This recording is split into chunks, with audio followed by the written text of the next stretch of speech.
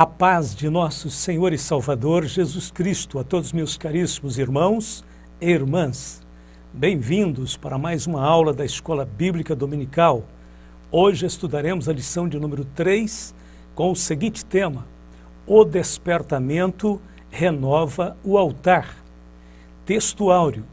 Então Elias disse a todo o povo: Chegai-vos a mim. E todo o povo se chegou a ele, e reparou o altar do Senhor que estava quebrado. 1 Reis 18:30. Verdade prática. Satanás jamais derrotará o crente cujo altar é constantemente renovado pelo Espírito. Leitura bíblica em classe, Esdras, capítulo 3, versos de 2 a 5 e versos de 10 a 13. Hoje estudaremos sobre o papel do altar do Senhor em nossa vida espiritual. Veremos que a aproximação de Deus sempre se faz por meio do altar da entrega e da consagração. Neste sentido, aqueles que desejam chegar a Deus devem buscar o despertamento para a renovação do altar, a fim de estarem cada vez mais perto de Deus. Ponto de número 1. O despertamento conduz o homem ao altar. Os judeus sentiam a necessidade do acesso a Deus que o altar lhes proporcionava.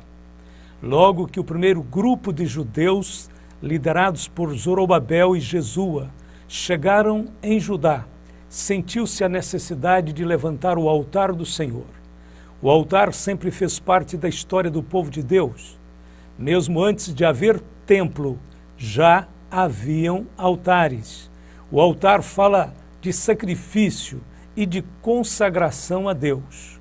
Chegando, pois, o 7º mês, e estando os filhos de Israel já nas cidades, se ajuntou o povo como um só homem em Jerusalém, e levantou-se Jesua, filho de Josadaque, e seus irmãos, os sacerdotes, e Zorobabel, filho de Seatiel, e seus irmãos, e edificaram o altar do Deus de Israel, para oferecerem sobre ele holocaustos, como está escrito na lei de Moisés, o homem de Deus. Esdras, capítulo 3, verso 1 e 2. Desde o primeiro dia do 7º mês até o 15º dia, foram feitos holocaustos de manhã e à tarde ao Senhor. Haviam algumas coisas bem positivas na atitude daqueles remanescentes. Primeiro, a Bíblia diz que aquele povo estava unido. Se ajuntou o povo como um só homem em Jerusalém, Esdras 3:1. Segundo, a liderança estava unida, e levantou-se Jesua, filho de Josadaque, e seus irmãos, os sacerdotes, Zorobabel, filho de Seatiel, e seus irmãos, e edificaram o altar do Deus de Israel. Terceiro, eles fizeram tudo conforme a palavra, para oferecerem sobre ele holocaustos, como está escrito na lei de Moisés, o homem de Deus, Esdras 3, verso 2. Quarto, eles não trouxeram inovações. A Bíblia diz, e firmaram o altar sobre as suas bases, Esdras 3, 3. O sentido do texto é que eles estabeleceram o altar sobre os alicerces antigos. Não estamos precisando de inovações na igreja. Ao invés de inovação, precisamos de renovação. A diferença entre inovação e renovação é a seguinte: a inovação não leva em conta as bases antigas e, no intuito de apresentar algo totalmente novo, acaba desviando o povo dos princípios divinos. Já a renovação tem a virtude de reconstruir sobre os alicerces antigos, seguindo os moldes da palavra de Deus. Certo provérbio antigo dizia: nunca remova uma cerca sem antes saber por que ela foi construída. Muitos novos pastores e obreiros têm cometido o erro de remover cercas que jamais poderiam ser removidas. O resultado das inovações é que muitas igrejas, que antes eram santificadas, agora estão se tornando mundanas. Todos os despertamentos genuínos começam com a restauração do altar. Nos dias do profeta Elias, o altar do Senhor estava quebrado. O primeiro ato de Elias foi convocar o povo para reconstruí-lo. Então Elias disse a todo o povo: Chegai-vos a mim. e todo o povo se chegou a ele, e reparou o altar do Senhor que estava quebrado. 1 Reis 18:30. Depois sacrificou sobre ele e orou a Deus. O fogo desceu e o povo exclamou: só o Senhor é Deus, só o Senhor é Deus. O despertamento teve início logo que o altar foi restaurado. Outro exemplo de despertamento aconteceu nos dias do piedoso rei Ezequias. Logo no primeiro ano do seu reinado, estando Ezequias com 25 anos de idade, convocou os líderes judaicos. Ele lhes disse: ouvi-me, ó levitas, santificai-vos agora e santificai a casa do Senhor, o Deus de vossos pais, e tirai do santuário a imundícia, porque nossos pais transgrediram e fizeram o que era mal aos olhos do Senhor, nosso Deus, e o deixaram, e desviaram o rosto do tabernáculo do Senhor, e lhe voltaram as costas. Também fecharam as portas do alpendre e apagaram as lâmpadas, e não queimaram incenso, nem ofereceram holocaustos no santuário ao Deus de Israel, pelo que veio grande ira do Senhor sobre Judá e Jerusalém, e os entregou à perturbação, à assolação e ao assobio, como vós o estáis vendo com os vossos olhos. Segundo Crônicas 29, versos de 5 a 8. A situação espiritual de Judá era muito séria, mas o jovem Ezequias, cheio de zelo e convicção espiritual, influenciou o povo para um grande despertamento espiritual.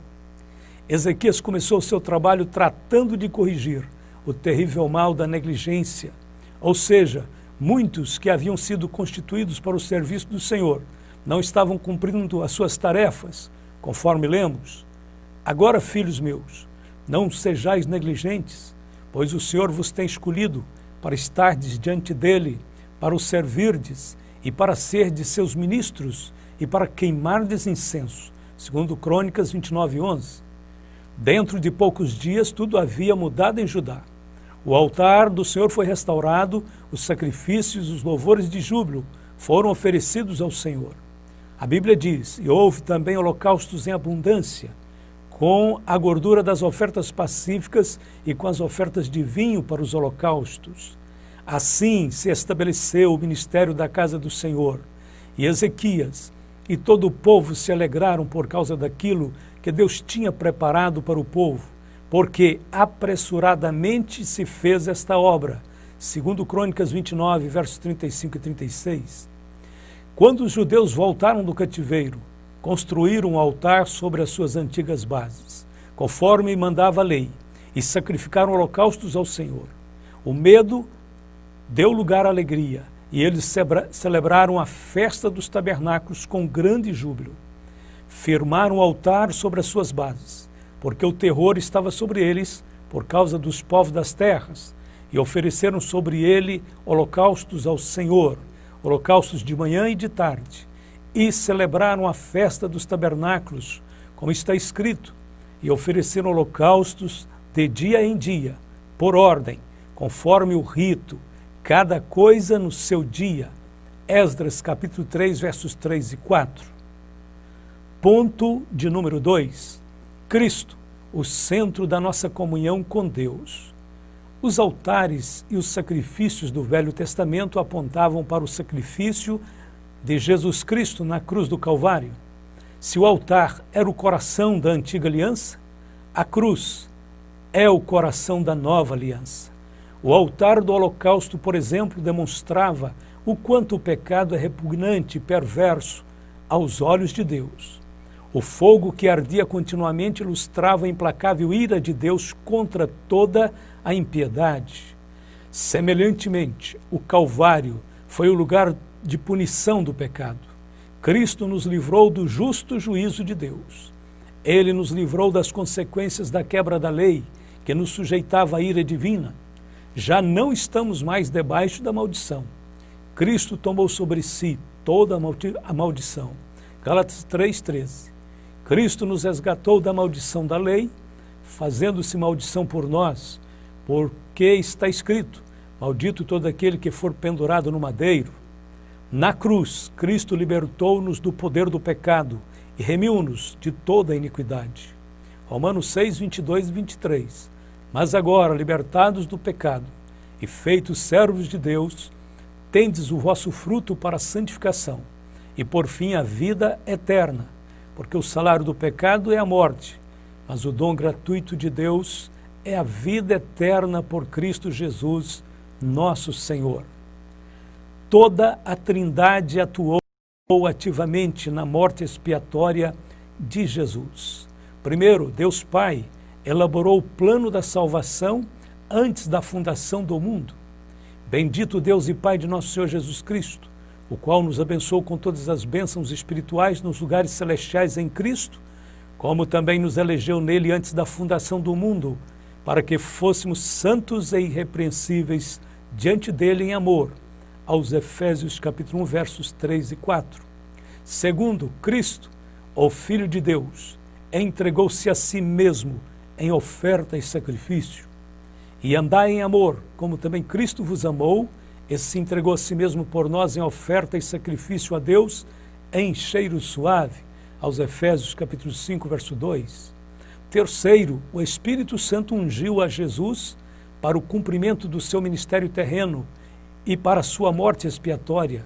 Em Atos 10, 38 nós lemos: como Deus ungiu a Jesus de Nazaré com o Espírito Santo e com virtude, o qual andou fazendo o bem e curando a todos os oprimidos do diabo, porque Deus era com ele. E em Hebreus 9,14, quanto mais o sangue de Cristo, que pelo Espírito eterno se ofereceu a si mesmo imaculado a Deus, purificará a vossa consciência das obras mortas, para servirdes ao Deus vivo? O Espírito Santo quer, pelo despertamento, mostrar aos homens a grande vitória de Jesus no Gólgota. A obra do Senhor Jesus Cristo só pode ser compreendida pelo Espírito Santo. Somente o Espírito Santo pode iluminar o nosso entendimento para entendermos as coisas de Deus. Mas nós não recebemos o Espírito do mundo, mas o Espírito que provém de Deus, para que pudéssemos conhecer o que nos é dado gratuitamente por Deus, as quais também falamos, não com palavras de sabedoria humana, mas com as que o Espírito Santo ensina, comparando as coisas espirituais com as espirituais. 1 Coríntios capítulo 2, versos 12 e 13. Vejamos algumas das ações do Espírito Santo, no sentido de nos mostrar a obra de Cristo. Primeiro, o Espírito Santo revela.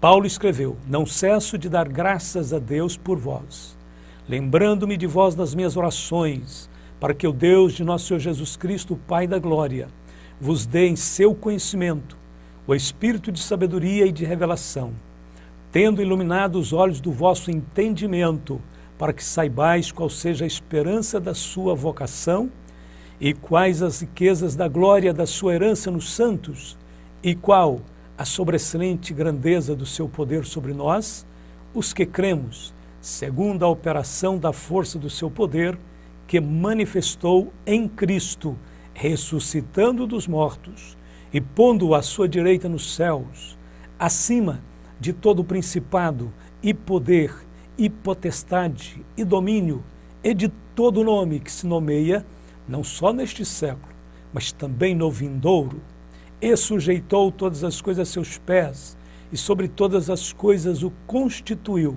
como cabeça da igreja, que é o seu corpo, a plenitude daquele que cumpre tudo em todos, aos Efésios capítulo 1, versos 16 a 23. Paulo reconheceu que somente o Espírito Santo poderia nos revelar todos os benefícios da obra de Cristo na cruz. Existem benefícios que são provenientes de seu ministério terreno, de sua morte, da sua ressurreição e da sua glorificação. Segundo, o Espírito Santo ensina, mas aquele Consolador, o Espírito Santo, que o Pai enviará em meu nome, vos ensinará todas as coisas e vos fará lembrar de tudo quanto vos tenho dito. João 14, 26. Vemos claramente o cumprimento desta promessa através das pessoas que se consagram a Deus com a finalidade específica de ensinarem a palavra de Deus. O ensino piedoso e sério das Escrituras pode nos levar ao pleno conhecimento de Cristo. Glória a Deus. Terceiro, o Espírito Santo explica o verdadeiro significado da morte de Jesus. O escritor aos Hebreus ensina-nos pelo Espírito Santo que durante todo o tempo da antiga aliança, o caminho para Deus achava-se encoberto. A alegoria do véu no templo, que separava o lugar santo do lugar santíssimo, indicava a separação entre Deus e o homem, dando nisso a entender o Espírito Santo que ainda o caminho do santuário não estava descoberto, enquanto se conservava em pé o primeiro tabernáculo, aos Hebreus 9, verso 8. Na mesma epístola, o Espírito Santo apresenta o glorioso resultado da obra expiatória de Cristo na cruz, com as seguintes palavras: tendo, pois, irmãos, ousadia para entrar no santuário, pelo sangue de Jesus, pelo novo e vivo caminho que ele nos consagrou, pelo véu, isto é, pela sua carne, e tendo um grande sacerdote sobre a casa de Deus, cheguemo-nos com verdadeiro coração, em inteira certeza de fé, tendo o coração purificado da má consciência e o corpo lavado com água limpa, retenhamos firmes a confissão da nossa esperança, porque fiel é o que prometeu, aos Hebreus capítulo 10, versos 19 ao 23. Quarto, o Espírito Santo penetra as profundezas de Deus. Mas, como está escrito, as coisas que o olho não viu e o ouvido não ouviu e não subiram ao coração do homem são as que Deus preparou para os que o amam. Mas Deus nos revelou pelo seu Espírito, porque o Espírito penetra todas as coisas, ainda as profundezas de Deus. 1 Coríntios capítulo 2, verso 9 e 10. O perdão dos pecados, a justificação e a regeneração são apenas os aspectos iniciais da obra redentora de Cristo. Dentro desta casa espiritual, há milhares de aposentos para serem explorados. Certamente a salvação é a porta de entrada para as riquezas insondáveis de Cristo. A partir daí, somente o Espírito Santo conhece tudo o que Deus tem preparado para os seus eleitos. A Bíblia diz: porque em parte conhecemos e em parte profetizamos. Mas quando vier o que é perfeito, então o que o é em parte será aniquilado. 1 Coríntios 13, verso 9 e 10.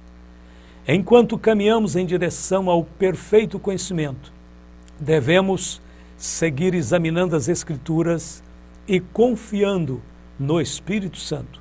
Uma das formas seguras que o Espírito Santo usa para nos revelar as coisas profundas de Deus é através das profecias bíblicas, como está escrito: e temos muito firme a palavra dos profetas, a qual bem fazeis em estar atentos, como a luz que alumia em lugar escuro, até que o dia esclareça e a estrela da alva apareça em vosso coração, sabendo primeiramente isto, que nenhuma profecia da Escritura é de particular interpretação, porque a profecia nunca foi produzida pela vontade de homem algum, mas os homens santos de Deus falaram inspirados pelo Espírito Santo. Segunda carta de Pedro, capítulo 1, versos 19 a 21. Ponto de número 3. Cuidado com as imitações. De que me serve a mim a multidão de vossos sacrifícios, diz o Senhor? Já estou farto dos holocaustos de carneiros e da gordura de animais nédios, e não fogo com sangue de bezerros, nem de cordeiros, nem de bodes. Quando vindes para comparecerdes perante mim, quem requereu isso de vossas mãos, que viesseis pisar os meus atos? Não tragais mais ofertas debalde. O incenso é para mim abominação, e também as festas da lua nova, e os sábados, e a convocação das congregações. Não posso suportar iniquidade, nem mesmo o ajuntamento solene. Isaías capítulo 1, versos de 11 ao 13. No tempo do profeta Isaías, o templo estava constantemente cheio de pessoas que iam prestar sacrifícios, louvores e orações. À primeira vista parecia com um despertamento espiritual, mas não era assim. Os mesmos que iam ao templo para prestar culto praticavam o pecado, a injustiça e a falsidade. Adoravam com os lábios, mas o coração estava longe de Deus. Isaías 29, 13. Devemos saber que o genuíno despertamento vai muito além das aparências, dos rituais e das formalidades religiosas. Muitos que pensam estar agradando a Deus podem estar enganados. É preciso distinguir o autêntico despertamento de suas imitações. As aparências enganam. No livro do Apocalipse, João escreve às 7 igrejas. Dentre elas estão 2 que desenvolvia boa aparência, mas estavam internamente doentes. Sardes, que parecia estar viva, porém estava morta. Laodiceia, que achava ser rica, na verdade era pobre, e sendo morna, Jesus estava a ponto de rejeitá-la. Portanto, baseado neste ensino, nessa palavra, devemos buscar o despertamento genuíno, operado pelo Espírito Santo. Para conquistarmos o despertamento do Senhor, devemos, primeiro, restabelecer o altar do Senhor em nossas vidas através da entrega e da consagração a Deus. Segundo, vencer a negligência e a acomodação através de uma nova atitude de oração e de estudo da palavra de Deus. Terceiro, discernir as ações genuínas do Espírito Santo das sensações puramente emocionais geradas pela carne. Quarto, saber que algumas pessoas podem até ser capazes de realizar feitos impressionantes e milagrosos usando o nome de Jesus, mas não são capazes de reproduzir o fruto do Espírito Santo.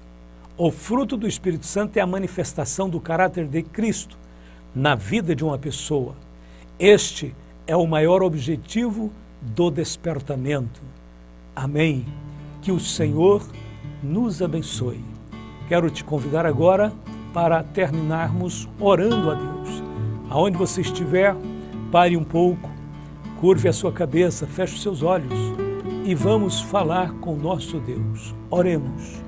Bendito e eterno Deus e Pai de nosso Senhor Jesus Cristo, em teu santo nome, Pai, nós clamamos nesta hora, pedindo ao Senhor que esteja presente com cada um dos seus filhos, derramando graça, virtude. O Senhor é o Deus que fortalece, é o Deus que sara, é o Deus que renova as nossas forças, nossa alegria e a nossa fé. Meu Deus, em nome de Jesus, abençoe a cada um de meus irmãos que nesse instante tem ouvido a Tua palavra, tem crido nos Teus princípios, nos Teus conceitos. O Senhor possa estar abastecendo este coração, fortalecendo esta vida, curando, Senhor, estas enfermidades, dando, Senhor, um corpo perfeito, uma mente sadia, uma alma repleta da alegria e da paz do Senhor. Em nome de Jesus, eu te peço que agora mesmo o Senhor possa estar cobrindo com o manto da graça todos os teus filhos, todas as famílias cristãs, todos os lares, todas as igrejas, e que a graça do Senhor Jesus Cristo, e que o amor de Deus nosso Pai, e que a comunhão do Espírito Santo do Senhor seja com todos os meus irmãos, hoje e sempre, e todos disseram amém e amém.